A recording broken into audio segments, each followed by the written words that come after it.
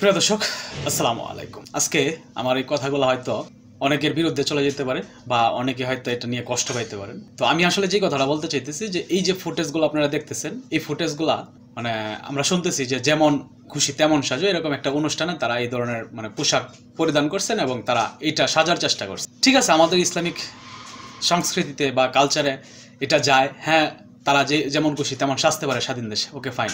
আমি আসলে যে বিষয়টা বলতে চাচ্ছি সেটা হচ্ছে আমরা কিন্তু অল্প কিছুদিন হয়েছে এই দেশেতে একটা স্বৈরাচার পতন করছি। পতন করার পর এই দেশে এখন পর্যন্ত বর্তমান দেশটা কিন্তু স্থিতিশীল অবস্থায় নেই।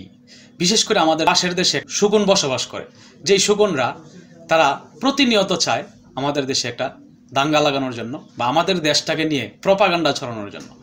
তো এই যে ফুটেজগুলো আপনারা দেখতেছেন, এই ফুটেজগুলো কিন্তু তাদের জন্য একটা বিশাল বড় ধরনের প্লাস পয়েন্ট। তারা এটা নিয়ে আপনার মিডল ইস্টে বলেন বা বহির্বিশ্বে আপনার ছড়ানোর চেষ্টা করতেছে যে বর্তমান বাংলাদেশ জঙ্গি রাষ্ট্রে পরিণত হয়ে গেছে। সবচাইতে সেন্সিটিভ জায়গা হচ্ছে আমাদের দেশের ইসলামকে নিয়ে আমার পার্শ্ববর্তী দেশ যেমন পারতেছে তেমনি আমাদের ইসলামটাকে নিয়ে অপপ্রচার চালাইতেছে। তো সেই জায়গার থেকে আমার মনে হয় এইগুলাকে নিয়ে তদন্ত করা উচিত। আমি যা বুঝতেছি এখন আমার কাছে যেটা মনে হয়, আমি ফার্স্টেই বলছি যে হয়তো আমার কথাগুলো অনেকের বিরুদ্ধে যেতে পারে, এগুলা তদন্ত করা উচিত যে কারা করতেছে এটা কি সত্যি যেমন খুশি তেমন সাজো, নাকি এটা কোনো পরিকল্পিতভাবে এই কাজগুলা করা হইতেছে। কারণ আপনি এই যে দেখতেছেন তাসলিমা নাসরিনের মতো নর্তকী তারা এটাকে নিয়ে প্রপাগান্ডা ছড়াইতেছে।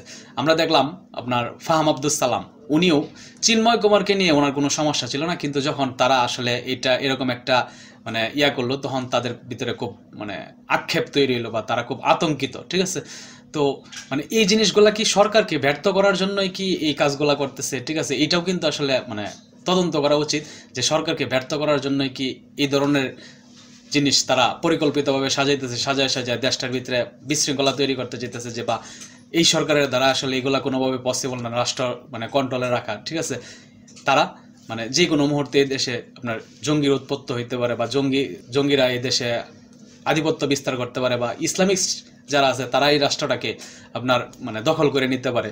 ঠিক আছে, তো এইটা আমরা আমাদের দেশ না ছড়াইলেও ঠিক আছে, কিন্তু আমাদের দেশে পার্শ্ববর্তী দেশ যেহেতু একটা দেশ আছে, তারা শুধুমাত্র বাংলাদেশ নিয়েই বইরা থাকে, তারা এই প্রপাগান্ডাগুলো কিন্তু কন্টিনিউ ছড়াই যাব।